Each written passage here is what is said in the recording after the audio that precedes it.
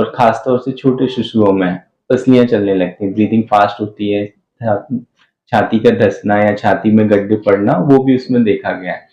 तो मैं ये कहना चाहूंगा, जब भी इस तरह से कोई एडिशनल साउंड्स होते हैं तो एक नॉर्मल सेलाइन ड्रॉप्स होते हैं जो कि ओवर द काउंटर। नमस्कार, मैं अंशुमन शर्मा। हम बात करेंगे जीआर मेडिकल कॉलेज में शिशु रोग विशेषज्ञ डॉक्टर रवि अम्बेसर से। सर, सर्दी में अक्सर बच्चों के छाती में खर खर जैसी आवाज आती है। ये क्या वजह है सर इसकी, और इसे हम कैसे दूर कर सकते हैं? सर्दियों में एडिशनल साउंड्स हमें सुनाई देती हैं, घरघराहट की आवाज होती है, स्नोरिंग साउंड होती है। ये साउंड कई तरह के होते हैं, तो कोई भी इस तरह के साउंड होते हैं तो उसको हमें गंभीरता से लेना चाहिए।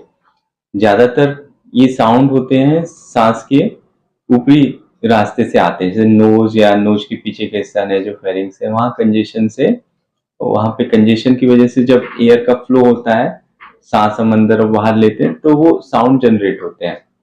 वो नाक बंद होने की वजह से या नाक के पीछे के हिस्से में रुकावट की वजह से हो सकता है। लेकिन कुछ साउंड्स होते हैं जैसे बीजिंग साउंड होते हैं, जो विस्लिंग साउंड जैसा होता है, सीटी की आवाज जैसा होता है, वो हमारे जो एयरवेज होते हैं, सांस की जो नलियां होती हैं, एयरवेज हमारे लंग्स को कनेक्ट करते हैं, विंड पाइप का काम करते हैं। तो लार्ज एयरवेज, स्मॉल एयरवेज, अगर उनमें सिकुड़न होती है, उसके साथ जो साउंड्स होते हैं, वीजिंग साउंड्स होते हैं, विस्लिंग साउंड होते हैं, वो थोड़े से, उनको हम डेंजर साइन में ले सकते हैं। और डेंजर साइन होते हैं क्योंकि उसके साथ बच्चे को ब्रीदिंग प्रॉब्लम होती है। ये कई बार पेरेंट्स आइडेंटिफाई नहीं कर पाते हैं, लेट आइडेंटिफाई करते हैं जब बच्चे की सांस तेज चलने लगती है, और खासतौर से छोटे शिशुओं में पसलियां चलने लगती हैं, ब्रीदिंग फास्ट होती है, छाती का धंसना या छाती में गड्ढे पड़ना वो भी उसमें देखा गया है।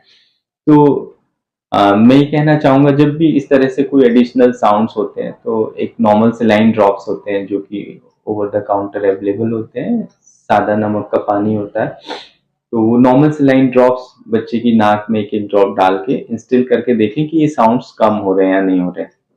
अगर साउंड से कम हो रहे हैं तो बहुत अच्छी बात है। अगर ये साउंड्स नहीं कम हो रहे हैं, परसिस्ट कर रहे हैं, साथ में बच्चों को किसी भी तरह की सांस लेने में कोई भी दिक्कत महसूस हो रही है, तो जरूर चिकित्सक की सलाह लें और उसका बच्चे का परीक्षण करवाएं, क्योंकि ये निमोनिया के शुरुआती लक्षण हो सकते हैं और गंभीर निमोनिया के लक्षण भी हो सकते हैं।